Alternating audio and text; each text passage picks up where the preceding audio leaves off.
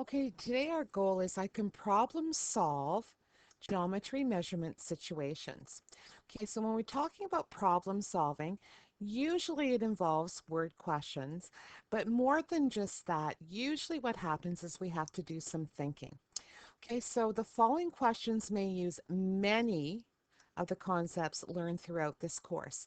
So not just from, 6.1 and 6.2, but it will be things from our first unit or second unit. They start to creep into other situations. And in this case, it's going to be our measurement situations. Now, if I look at our first question, it says find the height if the surface area is 1200 meters squared. Now, what's typical about this question is they have actually kind of given us our answer. So in our previous lessons, you've been told everything and they said find the surface area. We substituted everything into the formula, calculated it, and then we had our measurement. Now what happens, because they're giving us kind of the answer, so we need to usually find a variable, in other words, a measurement that we don't have. Okay, so that's very typical, and you'll see that throughout a lot of the questions that we're going to be looking at. Okay, so surface area. First thing I would do, I would go at my formula sheet and I would find the surface area for our prism here. And I would copy it down. So that's what we're going to do. So our surface area equals 2 width times height plus length times width plus length times height. Okay, then I probably would go and look at my diagram and see what I know. Okay, so I have height. This here I'll call my length, and that would mean this is my width. Okay, so there's nothing wrong with actually putting those variables with the numbers that belong to. Now, another good thing is sometimes, and they do this in science all the time, they actually down the one side, sometimes it's on the right side, sometimes it's on the left side, they actually put all the variables down the side. So I'm just reading surface area, width, height, length, and they actually fill in what they do know. So the surface area, they've told us that is 1200. The width is 5. The height, we don't know. That's what we're finding. And the length is 20. So sometimes by doing that, it makes it a little bit easier. All we're doing is taking all of these numbers and substituting them into the variables from the formula. And that's what we're going to do next. So we have 1200 equals 2. Our width is 5. Our height we don't know. Our length is 20. Our width is 5. And again, length is 20 and height we don't know. So we're still going to work in this bracket because we can do some simplifying in there. So I'm going to put quite a few steps in so that I don't lose you along the way. So 5H and 20H, I can put them actually together because they're like terms. So that would be 25H, and I have 20 times 5, which is 100. Now all I need to do is I need to distribute my 2 throughout. That's one way that we can solve this. There are actually other ways as well. So we have 50 H's plus 200. Okay, so all we are doing is we're solving this equation. And we did this actually in our second unit. So we're going to subtract 200 from both sides. And when we do that, we have 1,000 equals 50H. And 50 is attached by multiplying, so we need to divide both sides by 50. So we end up with 20 equals H. Now on a question like this, where there's some problem solving, I would probably do a therefore statement. So therefore, the height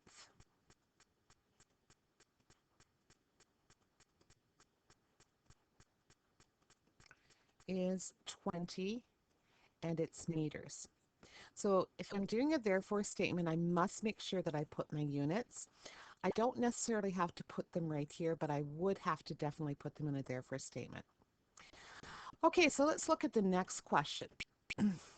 Next question, it says determine the surface area if the volume is 100 centimeters cubed. So we have two formulas going on here. We have the surface area formula, which is AH plus BH, and we'll talk about where all these letters are, CH plus BL. Okay, so this would be A, this would be C. I'm going to make this the height because if we actually took the shape and sat it so that the triangles are on the bottom, this would be the H. This is my B and this is my L, and I'm going to use a written L. Okay, so if I went to fill in everything, you can see that I don't know A, I don't know C, and I don't know L. There's three things I don't know. Now, if I look at this triangle, I do know that A and C are equal to each other. So that's good because if I find one, I find the other. Now, if I go back to the question, it also talks about volume. And volume for this shape is 1/2 base times L times height. Now, if I look here and see what I do know, so if I follow the same kind of process that we did on the previous example, so volume is 100, my base, if I go back to my picture, is 5, L, I do not know, height is 8. So if we look back at the two formulas, surface area and volume, this one here, there's only one unknown, the L. This one, there were three, A, B, and L. So this one I can solve. Okay, I have enough because I only need to solve for one thing. So that's the first thing we're going to do. So we're going to actually substitute in what we know. Base was 5. L I didn't know, and height was 8.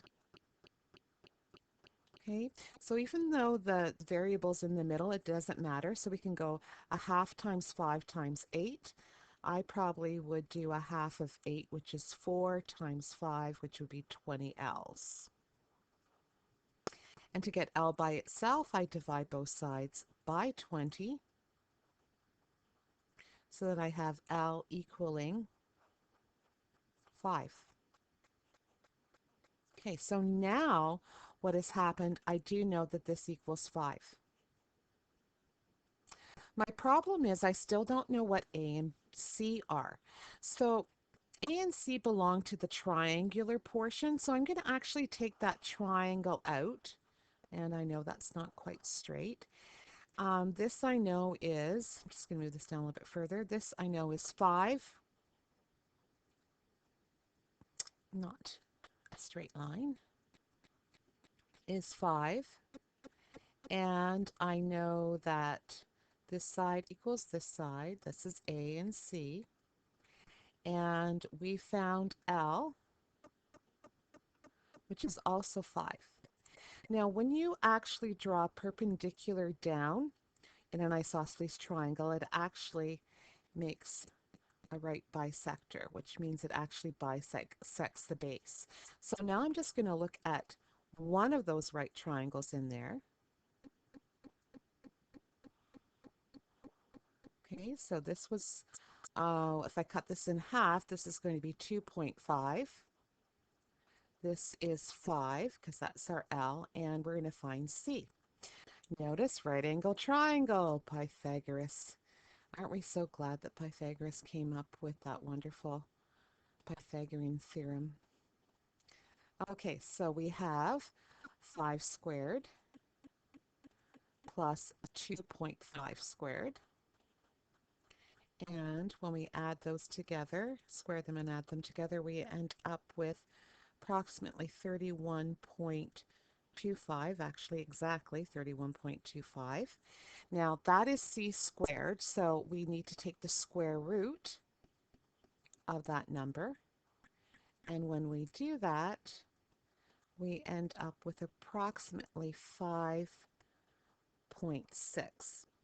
So that is C, and we talked about it, that's also A.